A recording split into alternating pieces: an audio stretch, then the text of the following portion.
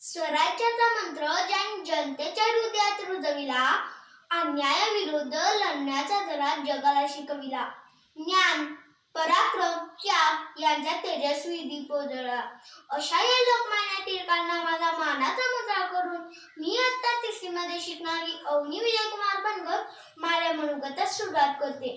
पर्वत उंच असतो म्हणून महान नसतो, तर तो संकटापुढे अडळ उभा राहतो म्हणून महान असतो. त्याचप्रमाणे लोकमान्य टिळक हे केवळ नाव नव्हते, तर संकटापुढे न झुकणारा राष्ट्र स्वाभिमानाचे प्रतीक होते. आपला देश जेव्हा पाचतंत्रांच्या बेड्या घालून एखाद्या अजगरासारखा सुस्त होऊन होता, तेव्हा गुलामगिरी हेच आपले नशीब असं मानून ब्रिटिशांच्या अन्यायाचे असून निश्चित होऊन झेलत होता. तेव्हा पूर्ण देशात एक आवाजाने घोषणा दुमदुमली आणि झोपलेल्या समाजाला जागे केले.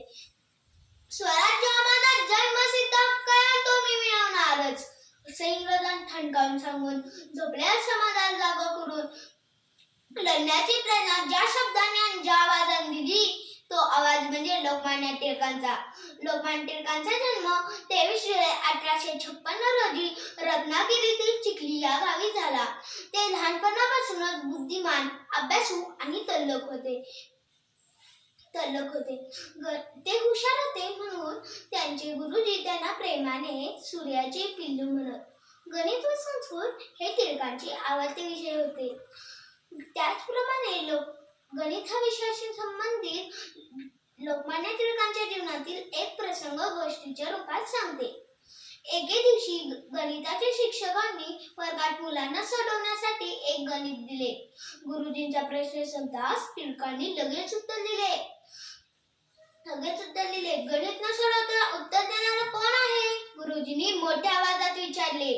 वर्गातील मुले म्हणाली, गुरुजी. बाळने उत्तर दिले. गुरुजी बाळ जवळ गेले व त्याची वही पाहिली. तेव्हा टिळकांनी ते गणित लिहून न घेता तोंडीच ते गणित सोडवले होते. गणित हा विषय म्हणजे टिळकांच्या हातचा मळ होता. एका गणिताच्या प्रश्नातून टिळकांच्या बुद्धिमत्तेची ओळख झाली. पण आयुष्यभर भारत मातेचे स्वातंत्र्याचे मोठे गणित सोडवण्याचा प्रयत्न केला. शेवटी एवढेच म्हणत, महापुरुषाचा सन्मान टाळ्यांनी होत नाही, तर त्यांच्या विचारांचे पालन करून होतो. चला मग लोकमान्य टिळकांनी दाखविलेला राष्ट्र स्वाभिमानाच्या मार्गावर चालण्याचा संकल्प करूया. धन्यवाद.